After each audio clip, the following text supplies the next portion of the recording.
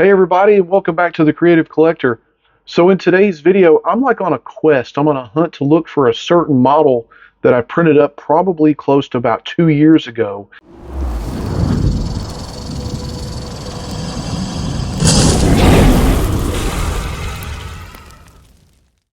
So I've got a lot of stuff I printed up in boxes everywhere. So I'm looking for a specific model. Let's go take a look. Let's go dive into some of these boxes, if you will. All right, so here's a box of just random stuff I printed. I'm not sure I'm going to find what I'm looking for in here. No, I know it's not in here. Well, here's another box. All kinds of goodies in there, but I don't think it's in there either. Nope, not over here with all this random stuff. All right, let's take a look in here. Aha! There it is. That's what I'm looking for. Yep, there she is in all her glory. ELEKTRA. I'm going to go ahead and pull this model out, and we're going to go ahead and start prepping it for paint. So this model was made by ATV Digital Sculptures, precisely Alberto Tufino, and I think I got this thing like about 2 years ago from his Patreon, and I'm not sure he still has his Patreon or not, so I can't really leave a link in the description unless you follow that one right there. But I've been wanting a good ELEKTRA model for a long time. I printed this one out, and I think it's about time we paint it now. So yeah, I remember printing this thing in like a full quarter scale, and I was really wanting all the good ELEKTRA in my collection. And I don't know what made me decide to go ahead and just do this one up now, but let's go ahead and get everything over to the desk to prep. It looks like I have all the parts here, and we're going to go ahead and start sanding and filling and all that good stuff before we do any paint. So here are all my pieces laid out on the table. As usual, my desk is a mess. But I don't remember doing any of this. But it looks like I got the base all together, and I did some sanding on it initially. And it looks like I got parts of the body together. And again, I'm not sure if I've done any sanding on this or not, so I'll have to take a look. But there are some pieces on here that do need some sanding, especially like this here in the face and everything. You can tell how kind of beat up this is from being in a box for almost 2 years. And like these little pieces here where the supports were, we got to sand those down. So let's go ahead and get the sanding on this, and then we're going to shoot some primer on it.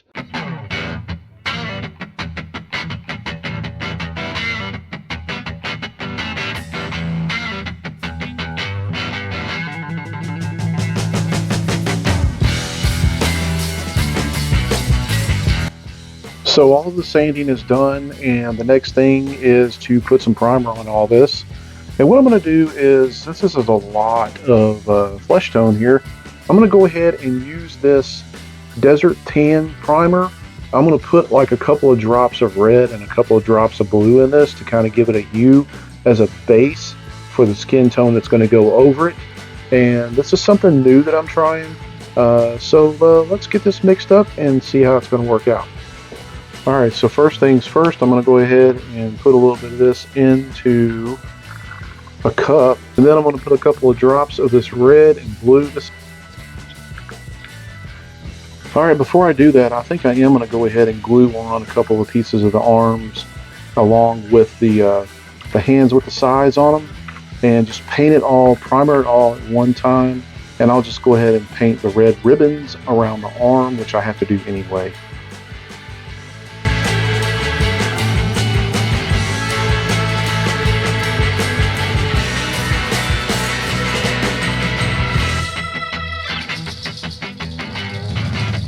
So I got all of the pieces primered. I did boo-boo on this one here. I didn't put any filler on this, so I'm going to go back and fill this in this one little spot here and re-sand those down, and it should be good. And then I've got everything done except for the base, and I'm just going to primer that just a basic gray. Everything else is done. This is all I'm going to do for the night. I'm going to let these parts set. I like to let my primer parts set for at least 24 hours. Until I put some paint on them, because I want to make sure that nothing's going to bubble up and everything's going to adhere to it.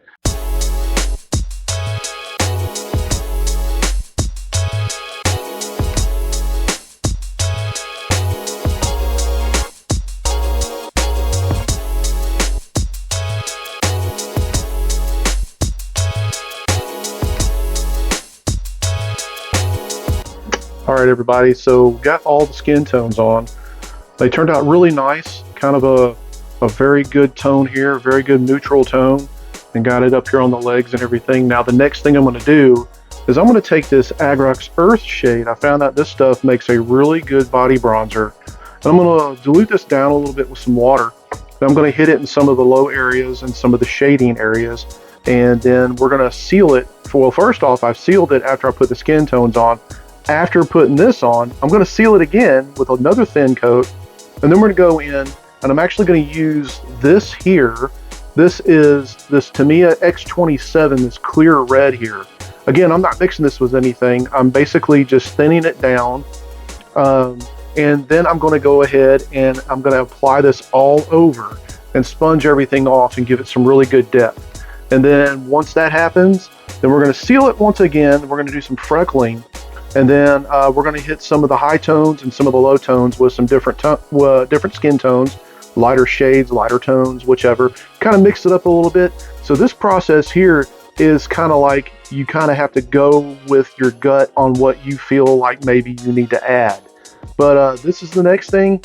The Agrax, then seal, and then add the X27, and then seal. And we're going to find out where we're at and come back to it.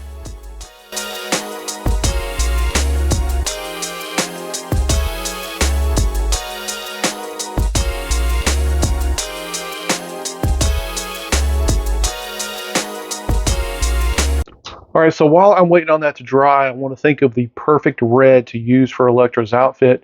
And instead of just basically doing a flat red, I'm looking for something that's going to be a little lighter on the high end and a little bit more into the depth, like as far as the shadows and on the bottom end of like the fabric and everything. So what I chose was Game Color has a really awesome set of different shades of red. And starting with the flat red, of course, but what I'm going to use on this one here is a little bit darker. It's this scarlet blood right here. This stuff is a very vibrant red, and at the same time, I'm going to use this right here. This is a gory red, and this is going to give it a little bit of depth on the low ends of the fabric and in some of the shading. I will use some black to shade in some of the darker areas and some of the lower areas. I like darker skin tones, or I'm sorry, I like lighter skin tones on darker fabric. It just makes it really pop. And while I'm waiting on this to dry, we're going to go ahead and we're going to apply some of this red to some of the fabric of the suit and see how that turns out.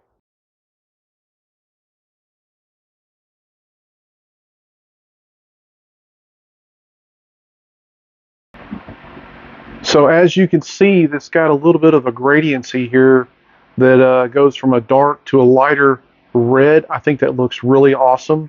Kind of gives it a little bit of a worn type of feeling.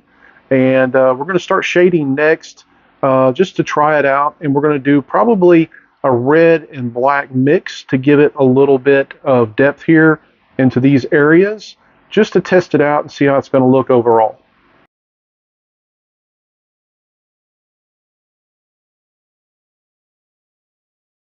All right, so I think it turned out okay on the top here.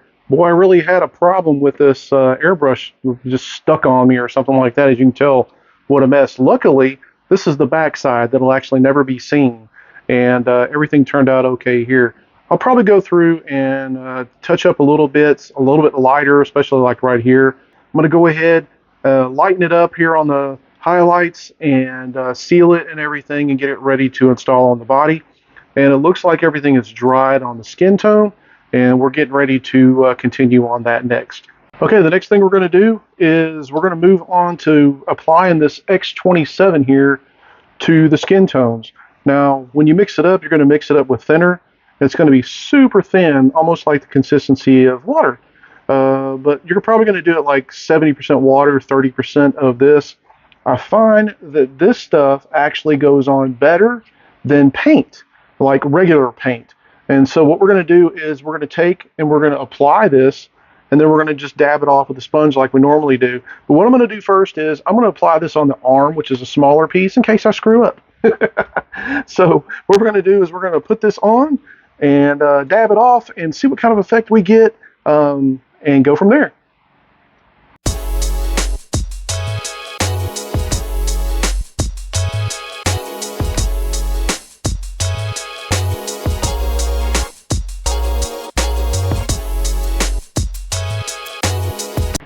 All right, so I applied it to this arm and noticed a huge difference compared to the normal skin tone.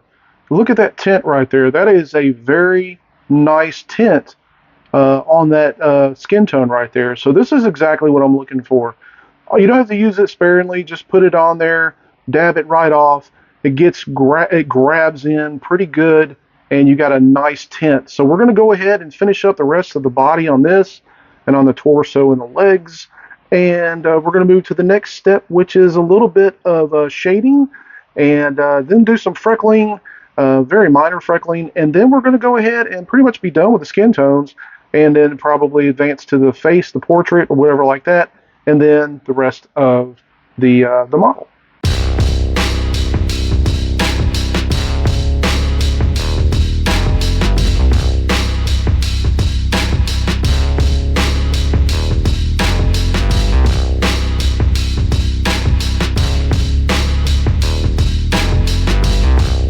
All right, so sometimes in the video making process, I can be a complete bumblehead and just forget where I'm at in the process of painting this model. So I already started like the red bands and everything, as you can see here, and I forgot the most important process of the skin tones, and that's adding like veins and the freckling and all that.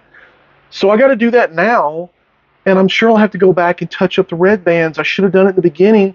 I'm such an idiot. Okay, on the stippling process, I just mixed a little bit of this chocolate brown right here, I'm sorry, burnt umber, with a little bit of water.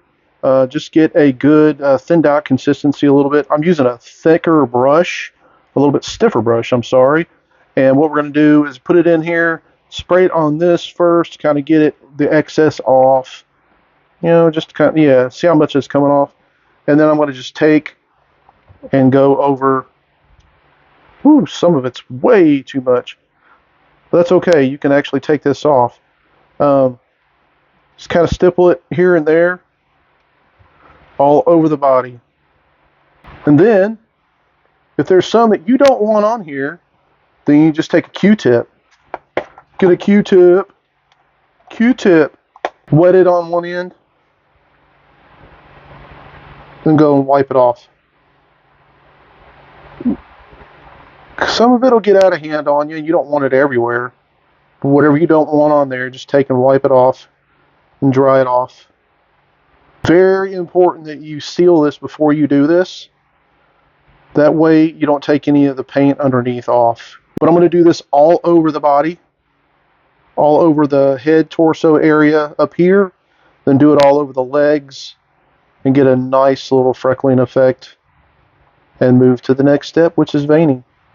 All right, so when it comes to the veining process, I went over this in one of my previous videos, and we'll do it here. So I like to work with just the two colors of the red and blue, and these are watercolor pencils.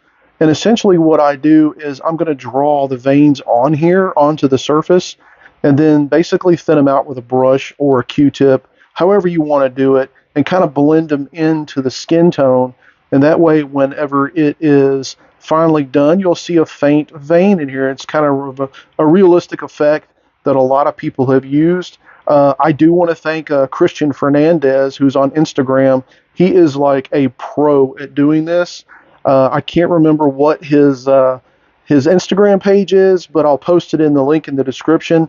And this guy is phenomenal. He actually took the time out to go over this with me even further. I've been doing it before, but I'm not perfect on it by any means, and he is just a master at it. So what we'll do is we'll kind of go in and draw some of these veins onto here, and essentially what you're doing is you're just kind of getting the starting point and just kind of feigning the veins out very lightly. You don't have to dig in or anything like that.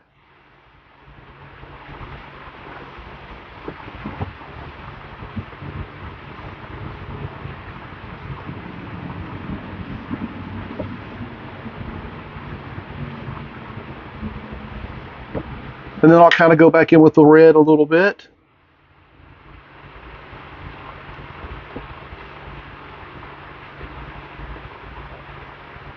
But you see what I have here, just kind of faint lines for the veins.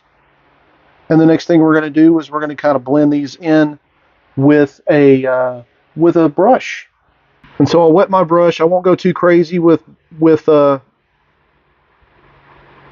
wetting it, and just kind of blend in a little bit here.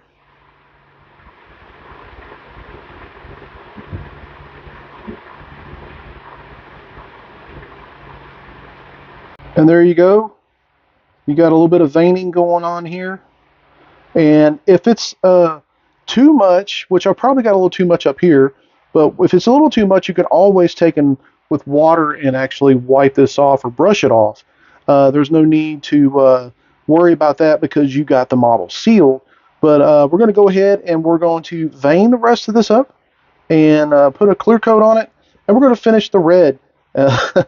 And do it right this time. We're going to finish up the red bands and the top here and everything, and then we'll do the face.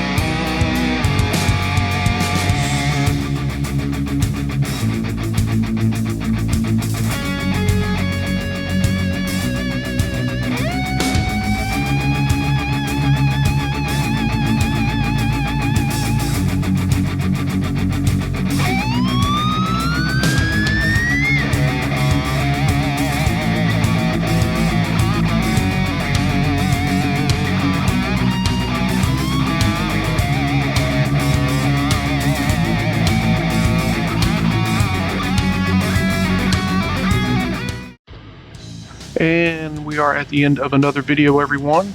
I do hope this does help you out on your next model. And I want to take this time to thank my Patreon members. Without them, these videos wouldn't be made. And if you are interested in becoming a new Patreon member, the link is below in the description. And we'd love to have you over there. And ELEKTRA is done. Thank you again so much for tuning in, taking the time to view the video. And remember, stay safe out there. Get out and create something. Print, prep, paint, repeat. And until the next video, everyone, we'll see you.